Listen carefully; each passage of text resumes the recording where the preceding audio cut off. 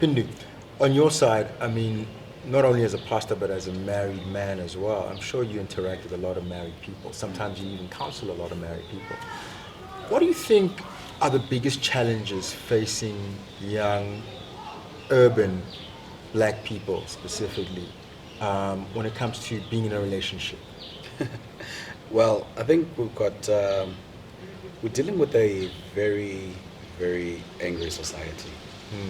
And that's just one. And number two, we're dealing with a society that whom the idea of marriage is from movies. Yeah. You know, it's from TV, from soapies. You know, the happily ever after culture.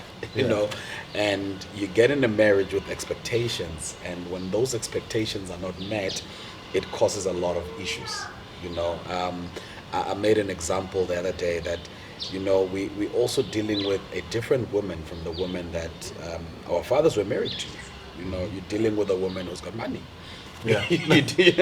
You know, so it's not money that, you know, will keep that relationship going. You're dealing with a woman who's got a house, who's got a car. You know, Do you feel sometimes that maybe men have become the accessory? Like a woman can do yes. everything else for herself, she may as well just get a man as a side thing. Exactly. You know, Along so with the house we're and trying the to car. catch up. So now, as men, we're sitting with a question of what's my role, you know, because initially the role was, okay, you're a provider, but now you're with someone who's a provider. You know, I'm a protector, but now this person stays in a secure estate. You know, every single thing that we thought made us men is now getting taken away. You know, I can give her a child. Well, she's getting a child from artificial insemination. You get what I'm saying? Yeah. What's the point? We're becoming obsolete. Yes. You know, and that on its own, you know, when I sit down with a lot of couples, you find that that change, you know, in society, in the marriage, you know, it affects the man badly, you know, and sometimes it's also how the woman then treats the man. You know, what are you? Who are you? What are you? What's your point? You know, and why do I need you? And that on its own, it then causes huge problems. You know, which I believe it's issues that have to be dealt with now, way even before you get married. You know, what happens in the instance where I lose my job, where I can't provide, where you are earning more than me? You know, because I remember my dad always had this thing that, you know, the money of a wife, you know, the wife's salary must be for her sweets and whatnot. You're not supposed to touch it. But today, her salary is paying for the house. Look, I grew up in a household where, to be honest, my mother made more money than my father. My father educated my mother. She became a medical doctor. But from then on, my mother made more and more money, right? And they seem to be okay. But it does take a very strong woman and a very strong man Yes. to be together and know that the money that's coming into this family is not your money and my money. It's our money. It's our money. But having said that, Steve, we spoke about something the other day that I'd really like to touch on today, and that was about the initiation of men in terms of just knowing when you become a man. So we are in this society now, and something that you said, and I'd like you to touch on this again, but you asked me, when did I know I became a man? Because I never went to initiation school. Was it when I lost my virginity, when I bought my first? When did I know? And at the moment, we look at initiation schools, or the concept of initiation is a bit scary because you heard all these horror stories. Tell me about your experience of that. You know, I think I'm going to take you back and to just build up on what Pastor Temba is saying. In addition, Pastor Phindu, sorry, my bad. Just to build up on that, because I think let's focus on the gender-based issue first. Yeah. I think we've got so many things going on here. Okay. If you look at what he says from a marriage perspective, I think you have to look in a boy's life. There are two very critical stages that if you miss them, you've lost a whole generation of men. All right. And from the age of 0, when the child is in a mother's womb, to the age of 9, Yeah. that's a very critical age in the sense that when the child comes into this world, the child has no filters, takes in the whole environment, whether good or bad. Child does not have the sense to know if the father is an alcoholic, the father beats the mother sleeps around, the mother does crack, those things get it into the child. Then at that age, and if you look at statistics in this country, unfortunately, if you go to Home Affairs, 62% of birth certificates only got the mother's name on it. Yeah. Yeah. Now, which means majority of our boys are growing up only seeing the mother as the role model. And one thing, hey, let's face it, you can never be what you've never seen. True. All right. Yeah. A man needs a man to be a man. Yeah. It doesn't really matter how good a mother is. And the South African black woman is very strong, and that's a very long story that we'll go back to.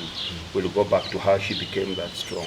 She's a very, very, very, very strong woman. But at that stage of the child, this child needs a very, very strong hand. The mother is the most beautiful woman in the world. The mother smells so good. Whatever the mother does, it's the apple of the mother's eye. The mother worships the child worships the mother. When they get to that age of 13, 14, there's a demon in all of us men called testosterone. Okay. It's a demon. It's not well controlled. A blessing and a curse. It's a blessing and a curse. It's a force that if it's not very well channeled, it turns against you. At this point now, all of a sudden, before to that age, every single man lives for two things: performance and reward.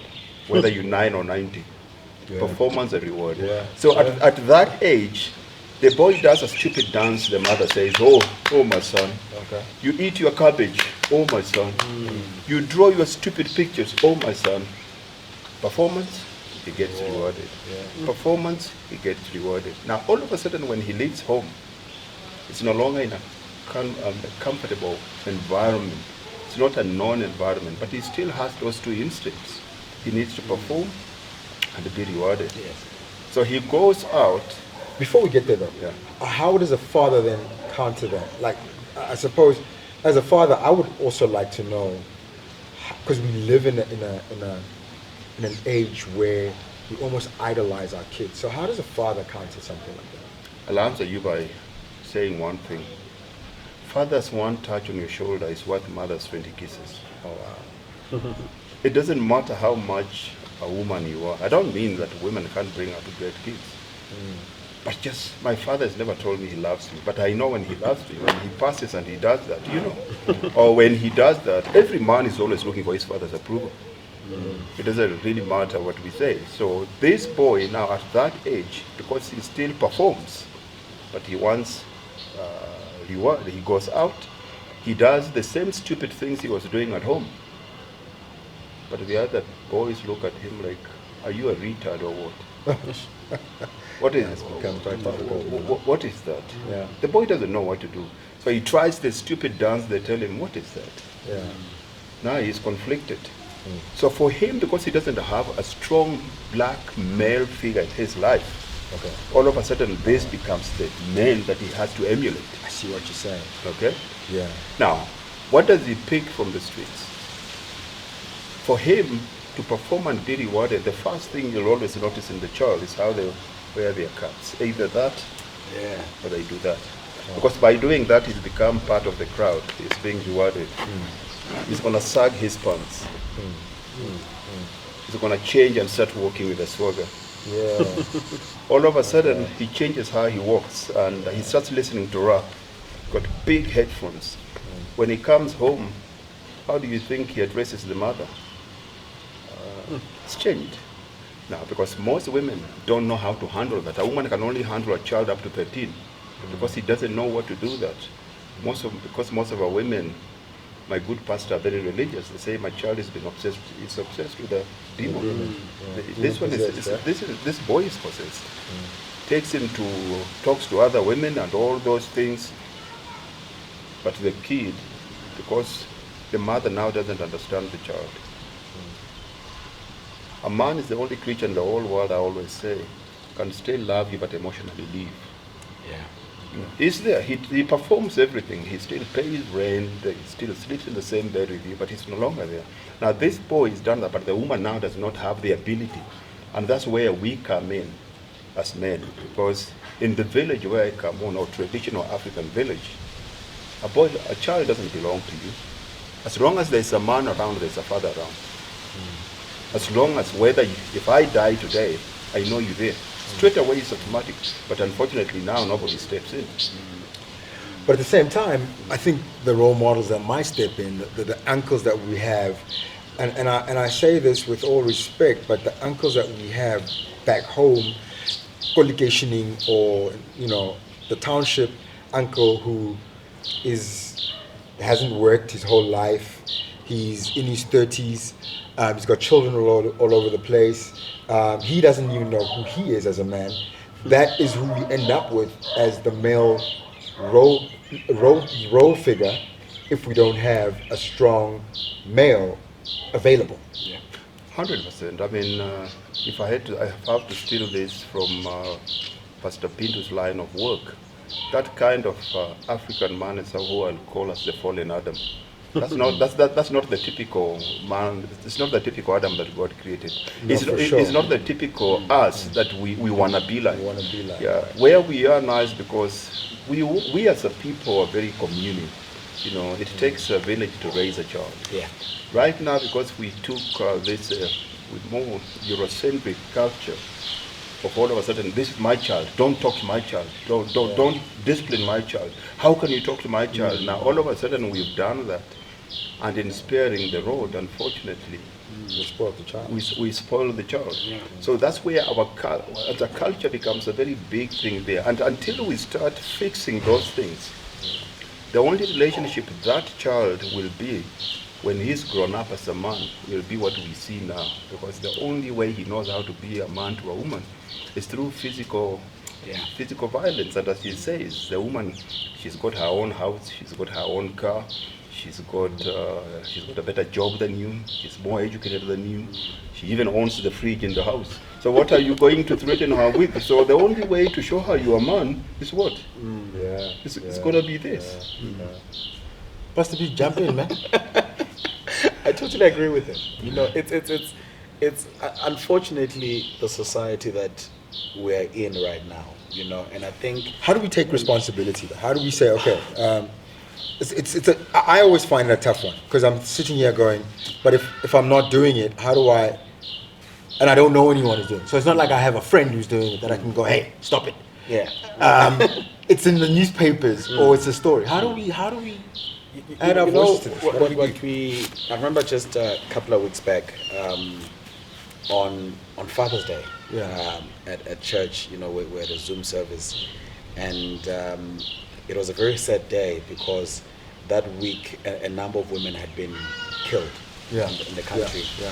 And I remember they wanted to cancel Father's Day, actually. Yes, and I remember saying to the church, I don't see what are we celebrating.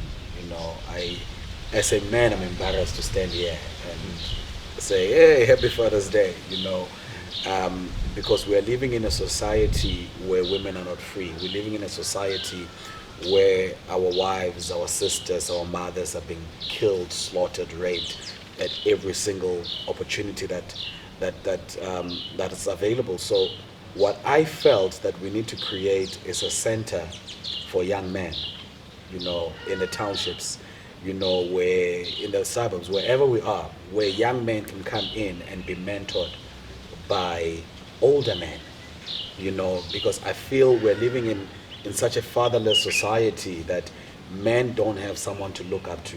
So if you can have someone that you look up to, mentoring you day in, day out, because I believe we are what we see. I grew up, with my father buying groceries, buying furniture in the house, and I know we talk about this, and just last week you were reprimanding me to change, and I adopted that, for the past 10 years, I would just go and buy couches.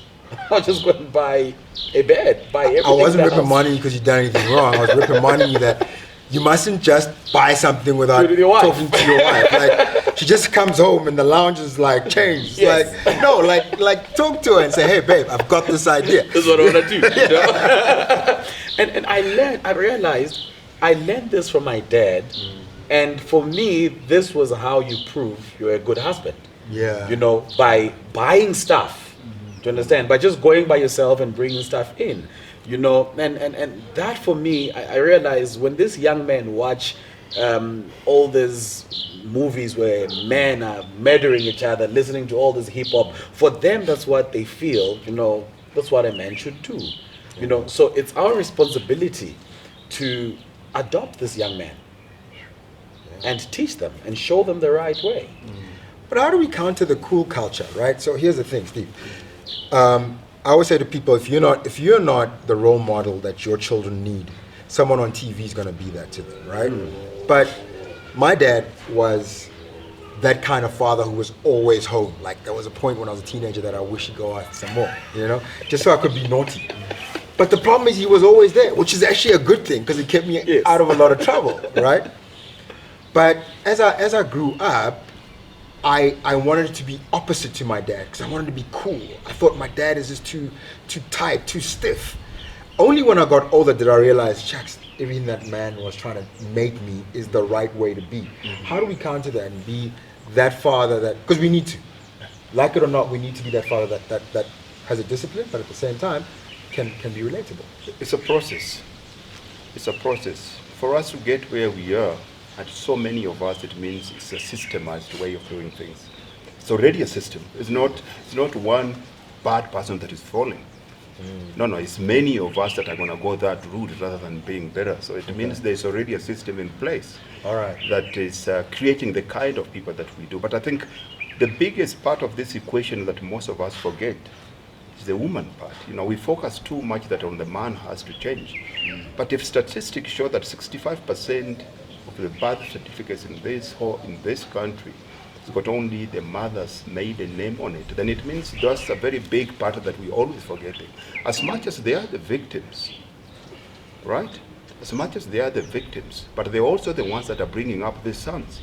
So they need to know and start bringing the kind of men that we want for this society. Now to do that, and I don't want to sound arrogant, and I apologize for anybody out there that is going to read wrong into what I'm going to say, but most women, unfortunately,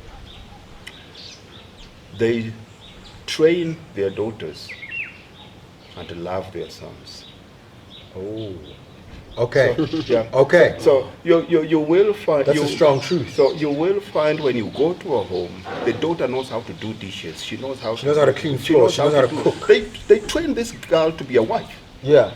But the son is not being trained to be a husband. He's just trained to be a boy. He's 21. He's sitting on the couch. His food is being brought to him. He doesn't know how to wash dishes. He's got no sense of responsibility now. Plays ball the whole day. He's always gaming. So, and you'll find most women that don't have men in their lives always try to replace the son to become the man. So they protect the child too much. But then in the end, this boy keeps on looking for the mother and the next woman. So most of our men, they're not looking for wives. They're looking for a mother in a wife. Yeah, but the wife is already trained. The woman is trained to be a wife, but you're not trained to be a husband. Of course. And so therefore you'll never be on the same footing. It will never work. Yes. It goes back to now you want to beat her up because you can't measure up in any other way. You're frustrated. You can't look after the house by yourself. Yeah. When she comes home from work, you haven't cooked anything because you don't know how to. You haven't even washed dishes. You probably haven't even washed yourself. Yes. When your kid's involved, you don't know what to do. You're just like you're another child. Yeah. Wow. Yeah. I actually agree with you. You know, I remember when we were growing up, my mother used to say to me and my younger brother, I want to teach you how to cook because I don't want your wives, when they see me dressed up nicely, walking in the streets, to be like, look at that useless mother. She was unable to raise her boys. That's wisdom. So come, let me teach you how to cook. You know, let me teach you how to do things in the house. You know, I don't want you to just learn how to be a man and learn how to play soccer outside. Learn how to cook. When visitors come, you are the one who will serve them. You will bring tea in a tray. You know, learn how to serve. You know, and today, I'll be cooking. I'll be fighting with my wife. Who's cooking today? I'm cooking. No, but I want to cook. No, but I'm cooking. No, you get what I'm saying? And I think that's the change that we need. And I love the way you put it. Men are loved and women are trained. You know, and there has to be a balance. I like what you do with your own household. You're a very manly man, but you're also a very gentle man. You look after your kids during the day. Thankfully, you are the kind of guy who doesn't have a 9 to 5, so you can sort of make your schedule work with your family. How would you try and maybe show other men the things that you're doing? Like, you can be with your daughters all day. There's never a thing of the whole day, but you were here. The children are still dirty. You know, that sort of thing. It's all about taking responsibility. You know, they're as much my kids as they are his. Yeah. You know, if those kids did not eat, it's my responsibility. It's my kids. It's my seed. You know, that's going hungry. You know, and I love taking videos with my kids to show other men out there that, you know what, you can spend time with your daughters. You know, it's not babysitting. They're my kids. You know, you're only a babysitter if they're not your children. Yes, you pay. You know, your children. My wife does not pay me month end for sitting with the kids. You know, so it's about loving your kids enough to say, you know what, I want to raise you, because I always have this thing that I want my daughters to be the best women. To be, you know, when they grow up, they have to be great and good at everything. You know, therefore they need to see how a father, how a husband, how a wife has to be in the household. They learn from what they see, you know. So as a father, if I'm left with them, they need to learn something out of me, you know. And number one is love. Take responsibility for your actions, you know, and grow. All right, well, that's us.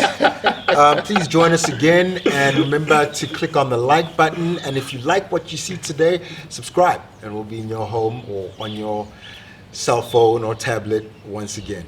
Thank you, and bye-bye.